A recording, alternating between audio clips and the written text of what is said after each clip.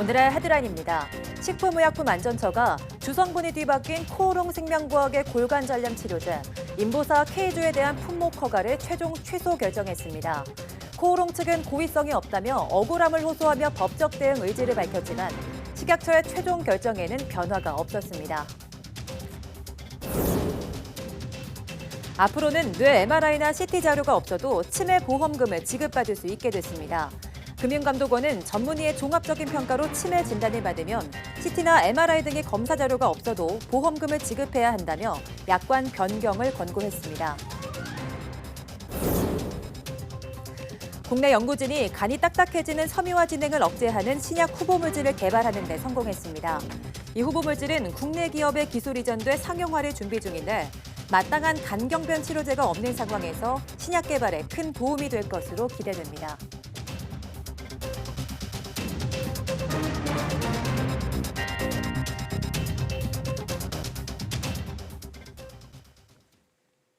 여러분 안녕하십니까? 7월 3일 사이언스 투데이입니다. 영서와 대구, 경북 일북에 폭염주의보가 내려진 가운데 오늘은 어제보다 더 무더운 날씨가 찾아오겠습니다.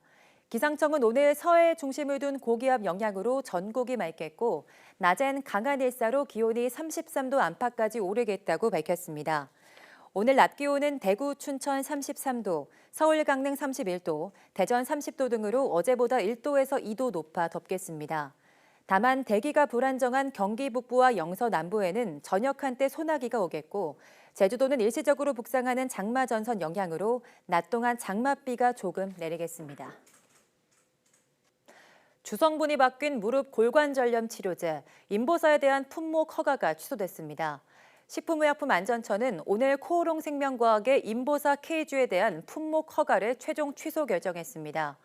위반 내용은 주성분 중 이액이 연골 유래세포가 아닌데도 연골 유래세포로 품목 허가 신청을 해 허가를 받았고 안전성, 유효성이 충분히 확보되지 않은 신장 유래세포가 포함된 의약품을 제조, 판매한 사실 등입니다. 허가 취소 날짜는 오늘 9일부터입니다. 식약처는 앞서 자체 조사와 미국 실사, 코오롱 생명과학의 제출 자료 등을 종합해 주성분이 바뀐 인보사에 대해 품목 허가를 취소하기로 했으며 최종 행정 절차로 지난달 18일 코오롱 생명과학을 대상으로 한 청문을 진행했습니다.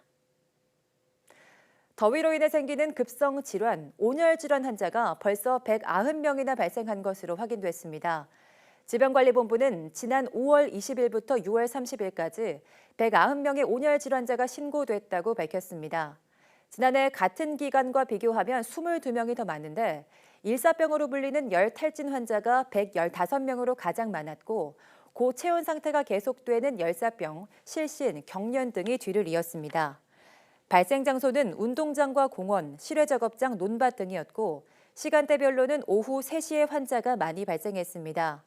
질병관리본부는 본격적인 무더위가 시작되면서 온열 질환 환자가 급증할 것으로 보고 불볕더위 속의 실외 활동은 자제하고 수분 섭취를 충분히 하는 등 건강 수칙을 지켜달라고 당부했습니다. 극지방의 얼음에서 일어나는 화학 반응이 지구온난화 해결의 실마리가 될 수 있다는 연구 결과가 나왔습니다. 극지연구소 포스텍 등 공동연구팀은 극지방의 얼음에서 미세조류의 성장을 돕는 철 이온이 방출되는 현상을 발견했다고 밝혔습니다. 철 이온은 극지방 바다에서 미세조류의 생산 활동을 활성화하고 더 많은 이산화탄소를 잡아두는 역할을 합니다. 특히 자연계에 존재하는 철 성분은 산소와 결합한 산화철 형태로 미세조류의 활동에 도움을 주지 못하지만 극지방 얼음에서는 산화철을 철 이온으로 바꾸는 화학 반응이 일어난다고 연구팀은 설명했습니다. 건강보험의 보장성을 강화하는 이른바 문재인 케어 시행으로 약 2조 2천억 원의 의료비 부담을 던 것으로 확인됐습니다. 특히 중증 환자 의료비 부담은 대책 시행 전보다 절반에서 최대 75%까지 줄었습니다. 보도에 한영규 기자입니다. 건강보험의 보장성을 강화하는 문재인 케어는 임기 내에 건강보험 보장률을 70%까지 높이는 걸 목표로 하고 있습니다. 시행 2년이 지난 지금 상급 종합병원의 경우 건강보험 보장률이 68.8%, 종합병원은 65.3%까지 높아졌습니다. 보장성 확대를 통해 작년 1월부터 올해 4월까지 약 3,600만 건, 2조 2천억 원의 의료비 부담이 줄어든 것으로 나타났습니다. 노인, 아동 등 의료 취약계층이 본인 부담률 인하로 8천억 원, 비급여 진료 검사에 건강보험이 적용돼 1조 4천억 원의 비용이 경감됐습니다. MRI, 초음파와 같이 꼭 필요한 검사나 응급, 중환자 치료를 비롯한 필수적인 치료에 대한 보험 적용도 단계적으로 확대하고 있습니다. 중증 환자의 의료비 부담은 문재인 케어 도입 이전보다 절반 내지 4분의 1 수준으로 크게 낮아졌습니다. 저소득층의 경우 본인 부담 상한액을 연소득의 10% 수준으로 낮췄고 18,000명에게는 재난적 의료비 460억 원이 지원됐습니다. 올 하반기 전립선 자궁 초음파와 흉부, 복부 MRI를 비롯해 2022년까지 치료에 필요한 의학적 비급여는 단계적으로 건강보험을 적용하기로 했습니다. 그러나 건강보험 적용 확대에 따른 급격한 보험료 인상과 국고보조금 축소에 따른 가입자 단체의 반발은 풀어야 할 숙제로 남아 있습니다. YTN 한윤규입니다. 치매보험금은 전문의가 인지사회기능 검사를 한 뒤 발병 여부를 판단해 지급하게 돼 있습니다. 그런데 일부 보험사가 MRI나 CT 등에서 문제가 없으면 보험금을 지급하지 않는다는 약관을 만들어 논란이 많았는데요. 앞으로는 이런 불합리한 점이 개선될 예정입니다. 백종규 기자입니다. 보험사들은 가벼운 치매 증상에도 수천만 원의 보험금을 준다며 치매 보험을 홍보하고 있습니다. 이에 따라 치매 보험 가입자가 최근 늘고 있는데 지난해 전체 가입자보다 올해 1분기 가입자 수가 더 많을 정도입니다. 하지만 가입자 수와 더불어 치매 보험 관련 불만도 급증하고 있습니다. 치매 보험은 신경과나 정신건강의학과 전문의의 인지사회기능 검사를 통해 경증과 중증 치매로 나뉘고 보험사는 이를 토대로 보험금을 지급합니다. 그런데 일부 보험사가 CT나 MRI 등의 뇌영상 검사에서 이상 소견이 없으면 보험금을 줄 수 없다는 약관을 만들어 소비자와 분쟁이 끊이질 않았습니다. 금융감독원은 보험사의 이런 행태가 불합리하다고 판단해 개선안을 마련했습니다. 앞으로는 CT나 MRI 등 뇌영상 검사 등 일부 검사에서 치매 소견이 확인되지 않더라도 종합적인 평가를 토대로 치매 진단이 가능합니다. 이와 함께 특정 치매 질병 코드와 치매약을 일정 기간 처방받아야 하는 등의 추가 조건을 걸어 보험금을 지급하는 것도 금지합니다. 다만 보험사는 도덕적 해이를 방지하기 위해 전문의 검사 결과 내용 제출을 요구할 수 있도록 했습니다. 신규 판매 상품에 대해서는 7월 초에 약관 변경 공고를 통해 금년 10월부터 상기 약관 개선 방안을 반영한 치매보험 상품이 판매되도록 할 예정입니다. 금감원은 기존 판매 상품도 이번 달부터 같은 조건이 적용될 수 있도록 보험사 감독 행정을 강화할 계획입니다. YTN 백종규입니다.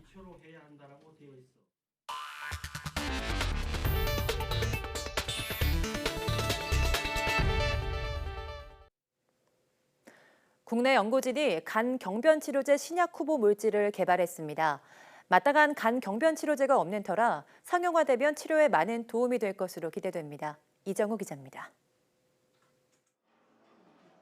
우리나라 간경변 환자는 남성 25만여 명, 여성 15만여 명으로 남성이 1.6배 더 많은 것으로 조사되고 있습니다. 특히 간경변은 40대 남성에게 많이 나타나는 간질환으로 상당수가 간암으로 발전할 수 있는 데다 한번 손상되면 회복이 어려워 초기 치료가 중요합니다. 하지만 현재 시판 중인 치료제는 간경변 전 단계인 지방간 증상을 완화하거나 간세포의 활성을 도와주는 보조치료제 수준에 머물러 있습니다. 이런 상황에서 국내 연구진이 간이 딱딱해지는 섬유화 진행을 억제하는 신약 후보 물질을 개발했습니다. 저희가 이번에 개발한 약물은 세포 수준에서 일어나는 오토파시라는 작용을 억제함으로써 간 경화에 효능이 있음을 확인하였습니다. 세포가 불필요한 단백질이나 세포 내 폐기물을 자가포식 방법으로 없애는 이른바 오토파지 현상을 활성화해 간경변 유발인자의 발현을 억제하는 원리입니다. 연구진은 지방간이 있는 제브라피쉬 물고기에 신약 후보 물질을 투여한 뒤 분석했더니 정상간 수준으로 돌아왔다고 밝혔습니다. 이와 함께 쥐를 대상으로 한 실험에서도 간 섬유화가 현저히 줄었다고 설명했습니다. 국내 특허 출원 3건과 관련 논문 2건이 발표된 이번 연구 성과는 국내 의료 전문 기업의 기술이 이전돼 본격적인 상용화 수순을 밟게 됩니다. 경구가 투여가 가능한 저분자 물질이기 때문에 굉장히 개발을 하게 되면 환자한테도 용이하면서 새로운 저분자 물질이 신약이 될 거라고 생각을 하고 있습니다. 하지만 풀어야 할 과제도 있습니다. 오토파지 활성으로 인해 간경변 유발인자가 억제되는 사실을 알아냈지만 아직 작용 원리는 밝혀내지 못했기 때문입니다. YTN 이정호입니다. 하루에 소주 5잔 이상을 마시는 음주자가 1잔 정도로 줄이면 대사증후군 발생 위험이 39% 줄어든다는 연구 결과가 나왔습니다. 서울대병원 가정의학과 연구팀은 평균 52살 남녀 4만여 명을 분석한 결과 알코올 섭취량 변화와 대사증후군 사이에 이 같은 연관성이 관찰됐다고 밝혔습니다. 연구팀은 알코올 섭취량은 조금만 줄여도 대사증후군 예방 효과를 기대할 수 있는 만큼 평소 적절한 음주 습관에 띠도록 노력하는 게 바람직하다고 권고했습니다. 일본이 상업적 목적의 고래잡이를 31년 만에 재개했는데요. 일부 고래종들이 개체수가 급격하게 줄어들어 멸종 위기에 처할 것이란 우려가 커지고 있습니다. 김원배 기자가 보도합니다. 일본이 상업용 고래잡이를 31년 만에 재개한 첫날, 홋카이도 쿠시로에서 출항한 포경선이 잡은 밍크 고래를 싣고 항구로 돌아왔습니다.ね、最高の一日を迎えることができました。商業芸大会、本当に最高ですね。最高の大きないいクジラも取れましたし、最高の一日です。 일본 수산청은 올해 잡을 수 있는 고래의 상한선을 밍크고래 171마리, 브라이드고래 187마리, 보리고래 25마리로 정했습니다. 일본 수산청은 100년 동안 계속 잡아도 개체 수가 줄지 않는 수준으로 쿼터를 정했다고 주장했습니다. 하지만 전문가들은 일본이 서식지와 습성이 서로 다른 여러 개체군을 하나로 묶는 방식으로 통계 착시를 유도하고 있다고 비판합니다. 북방 밍크고래의 개체수는 20만 마리로 멸종 위기와는 거리가 있지만 일본과 한국 근해에 서식하는 밍크고래 개체군은 오랜 폭염과 혼액 등으로 멸종 위기에 놓여 있다고 지적합니다. 또 북태평양에 사는 브라이드 고래는 서로 다른 행동 패턴을 지닌 5개 개체군으로 나뉘어 있을 가능성이 제기되지만 일본 학자들은 이를 부정합니다. 각 개체군의 차이를 인정하면 사실상 포경이 어려워지기 때문으로 보입니다. 국제포경위원회 과학위원회 소속 해양생물 전문가인 저스틴 쿡은 일본 과학자들은 연안에서만 자료를 수집하고선 북태평양 전역의 브라이드 고래가 하나의 개체군에 속한다고 주장한다고 꼬집었습니다. 이 밖에 일본이 포경 대상으로 지목한 3종의 고래 중 가장 큰 보리고래는 세계 자연보존연맹이 지정한 위기종으로 개체수가 차츰 늘어나는 추세지만 멸종 위기를 완전히 벗어나지는 못하고 있습니다. YTN 김원배입니다. 남미 칠레와 아르헨티나에서 달이 태양을 모두 가리는 개기일식의 장관이 펼쳐졌습니다. 개기일식은 현지 시각 2일 오후 4시 38분쯤 칠레 해안 도시인 라세레나에서 처음 관측된 뒤 아르헨티나 수도 부에노스아이레스에서도 관측됐으며 약 2분 30초 동안 지속됐습니다. 이번 개기일식을 볼 수 있는 곳은 육지에서는 칠레와 아르헨티나뿐이었으며 보기 드문 천문 현상을 보기 위해 수십만 명이 몰려들었다고 라 테르세라 등 현지 언론과 외신들이 보도했습니다. 특히 20만 명이 거주하는 태평양 도시인 라세레나에는 30만 명이 넘는 방문객이 몰려들어 장사진을 이뤘습니다.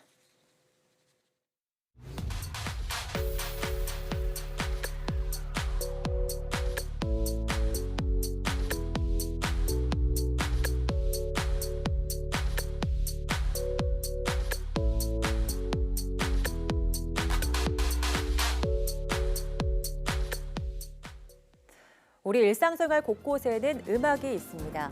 음악이 없는 영화나 드라마, 또 출근길을 상상해보면 좀 지루하겠죠. 그런데 이런 음악이 우리의 정서에도 영향을 끼친다고 합니다. 예를 들어 운전할 땐 우리 심박수와 비슷한 분당 60에서 80박자 수준의 음악이 집중력을 높이는 데 도움을 준다고 하는데요. 오늘 오후 사이언스 투데이 생각연구소에서는 음악과 심리학에 대해서 연세대학교 심리학과 이동기 교수와 알아보도록 하겠습니다. 오후도 많은 시청 바랍니다. 함께해 주신 여러분 고맙습니다.